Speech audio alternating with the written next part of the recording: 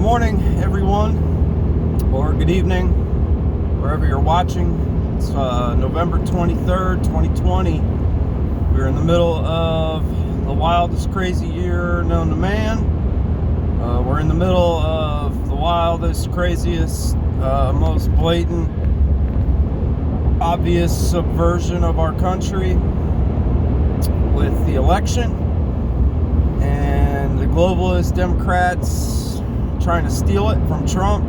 It's obvious Trump had boatloads more support than Joe Biden, but we will see. We're going to get up to the Supreme Court. We're going to show all this irregularities, fraud, and hopefully they'll recognize it, follow the Constitution. The chips will fall in our favor. The maniac, radical Antifas and Democrats will go crazy in the streets. Trump will use the military National Guard to shut it down, and they'll continue kicking and screaming for 4 more years. So my video from yesterday, where I told everybody to back off the Sidney Powell thing a little bit with her releasing the Kraken, looks like it aged pretty well. Last night, the Trump team kind of distanced itself from Sidney Powell, saying that Sidney wasn't officially a member of the Trump legal team. She was kind of working on her own, and that's great. Good for her. If her stuff is true, like I said, that's the big kahuna. Everybody goes to jail. Everything's fixed. However, I think the juice is in the unconstitutional stuff. Blocking poll watchers, having different rules in each county, in each state. They were, you could cure ballots in one county and not another. That's unconstitutional. Everybody has to have the same benefits, the same way of voting. If one person can do one thing in one county, the next county over needs to allow the same thing. That did not happen, specifically in Pennsylvania. The Supreme Court will acknowledge that, so on and so forth. So I mentioned yesterday that Sidney Powell is kind of the Quanon wing of Trump's legal team. So let's segue that into talking about QAnon a little bit. And before YouTube nukes my channel, I am not advocating QAnon. I'm just giving a little bit of a history lesson on it. So what is QAnon? QAnon started in 2017 on a place called 4chan, which is an internet message board. It has since moved to a board called 8kun.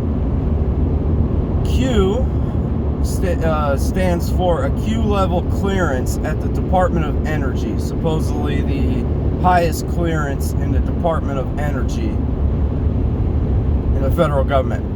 Okay, so the story goes that some top generals, military generals, conspired with some other top politicians when Obama was president, and they were going to use the military to pull Obama out of office. They thought he was being unconstitutional, weaponizing the intelligence agencies, weaponizing the IRS to go after conservatives, which was all true. But they focused on getting the next candidate on their Q mission. So the story goes that they convinced Trump to run for president and to get on with this QAnon movement and reset America first of all, but reset the world kind of, and clean up a bunch of this corruption that the globalists had going on internationally, right? So the story goes that Trump runs for president, Trump wins, the Q movement and the Q team gets started. When you watch these Q drops, and you can follow them on a place called Q Posts Online. QPosts.online, I think. So Trump gets in office. Q plus in these drops, when it says Q with a plus symbol, that is supposed to be Donald Trump sending out a message. right? So some have theorized that this is kind of Steve Bannon and General Flynn, and I've heard people say Dan Bongino is on the Q team with Trump, some other military people, a couple media people. And they first started in 2017 by saying that Hillary Clinton was already being extradited and she was going to Guantanamo Bay and all this other stuff. So that didn't age very well. So a lot of people questioned Q at that time. But the movement grew bigger and bigger. It was kind of the conspiracy theorist's wet dream, because you could just watch it all unfold on the internet, right? So Q gets labeled as far right-wing, violent conspiracy. It's not a violent situation. They use the Socratic method, which we talked about a few videos back, which is where they leave little hints. They call them breadcrumbs, but they leave you little hints, and it encourages you to do the research yourself, to have more conviction in your thoughts, which is very smart. Okay, so they use the Socratic method, and it started getting a little wonky and a little goofy when they started talking about human trafficking. That's where it got a little crazy sauce dumped on it. Now, Pizzagate, where some internet researchers connected some dots, and there was a pizza place in Washington, D.C., and there was supposedly an underground or a basement bunker where they were molesting children. And some guy from North Carolina that was following it all and following Q went up there with his AR and broke into the place and shot the door, and there ended up nothing being there. So that's where somebody could have some validity by saying Q is a violent movement, but it's not. And the thing is with Q is that the media, for years and years, until very recently, they wouldn't ask Trump about it. So it gave the movement some validity, because Trump never denied it. In fact, he still never denied that it exists. He kind of skirts around the issue. So Q got into the whole human trafficking thing, and that's where it kind of grabbed a lot of people, because people have big hearts and they care. So we move forward to 2020, and what's Q got going on now? Q supplied a lot of great information on when Russiagate was happening. Basically detailing that all the untruth to it, and sending out great internet and Twitter links that were in support of President Trump, and basically dismantled the whole Russiagate thing. And Q made it very clear that the intelligence agencies have been trying to set Trump up the whole time,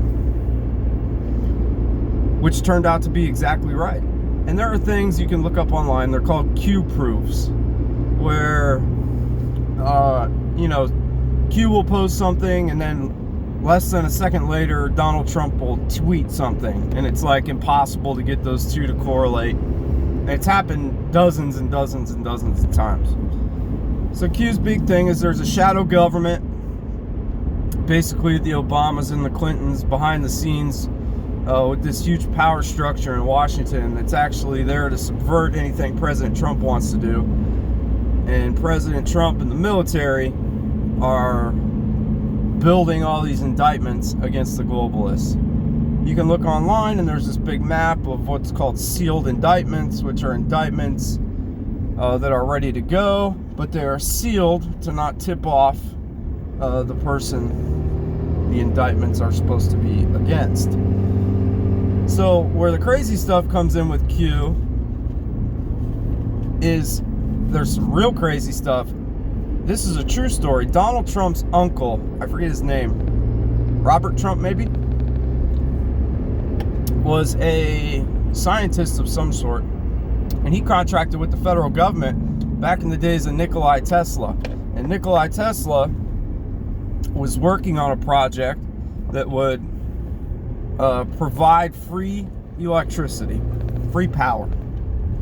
Well, the federal government got wind of it and said, well, we got to put a stop to that because of all the money these power companies make.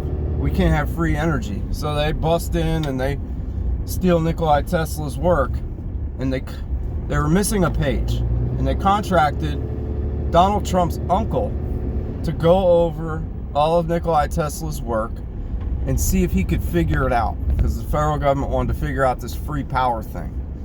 Well, supposedly Trump's uncle kept one of the pages of the work and went back to the government and said, I can't figure it out.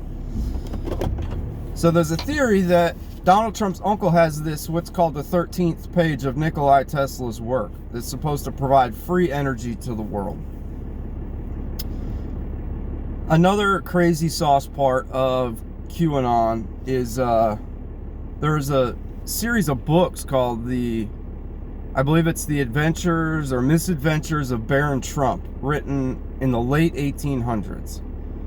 And I encourage you to look this stuff up online. We bought the books just to see what they're all about, but they're a tough read. But there's some just wildly predictive stuff about a man named Donald becoming president, and he would be the last president, and he would fix the world. It's just really bizarre, and it's a huge coincidence, or who knows what it is, but it's definitely interesting, and I encourage you to look into it. Now, a lot of the Q movement believes that John F. Kennedy, Johnny Boy, John Jr., is still alive. And he's going to come back, and he was supposedly going to be Donald Trump's vice president this time around. So, it certainly is some strange stuff, and it's out there. But there is some validity to Q. Whether it was a military movement, with Trump on board and all that stuff, I don't know. It seems to have got subverted around 2019, where it turned into a little bit more crazy. But there's definitely some great information, and there's definitely some insider information that nobody could have unless they were close to the president or involved in the military somehow. And there was also an FBI agent who kind of did the same thing prior to Q, where he went undercover, quote unquote, on these message boards and started releasing classified information and stuff. And that was valid. And in fact, I think the guy got in trouble. So Q basically generates distrust in government, globalists, big corporations, and I think that's good. People do need to question these big corporations. They don't have the will of the people in mind when they make decisions, and they should. That's the way the world should work. If we're going to be a fair, equitable, loving, God-fearing world and society, these big power brokers, they need to have the will of the people at the forefront.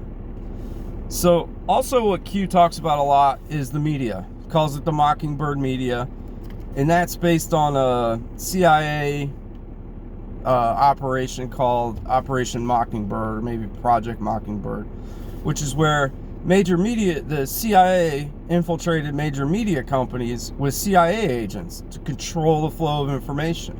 I implore you to look up Anderson Cooper's relationship with the CIA, some other ones, Jack Posobiec from One American News. Now, he's on the red team, he's a conservative, but he's got some relationship with the CIA. So there's some interesting stuff there, certainly with Anderson Cooper. So basically, Q started out of trying to get Obama out, and they convinced Trump to run for president, and they're going to go save the world. A lot of stuff's come true. A lot of stuff has just been too far out there. Q drops these encrypted messages, kind of speaking in code. And there's what are called Anons, which is short for anonymous, who do a bunch of internet research. They're called digital soldiers.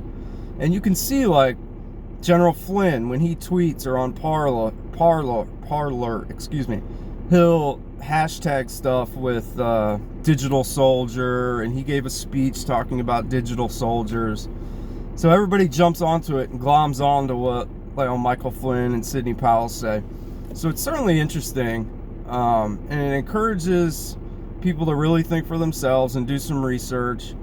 It does not encourage violence. It encourages, it's anti-corruption, anti-human trafficking. They got a little nuts with the Wayfair. The company Wayfair had like exorbitant prices for stuff like a small cabinet in your house was 12 grand, and they were named after girls' names.